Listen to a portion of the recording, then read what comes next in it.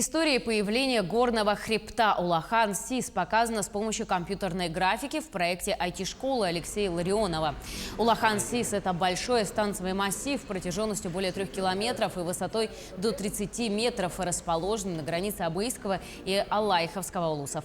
В ролике 3D-модель этого хребта меняется с течением времени под влиянием природной стихии. Над проектом работали 3 преподавателей IT-школы на протяжении 3 месяцев. Стоит отметить, что в ближайшем будущем школа планирует создать целый цикл проектов про удивительные места Якутии, уже подключая к работе своих учеников. Если честно признаться, даже я сам не знал про вот эту местность. И было очень интересно почитать про историю, про то, как это все появилось. Изначально мы хотели, в принципе, просто сделать видео, показать достопримечательности. И мы решили добавить такого познавательного, да, то есть чтобы люди что-то смогли понять, узнать.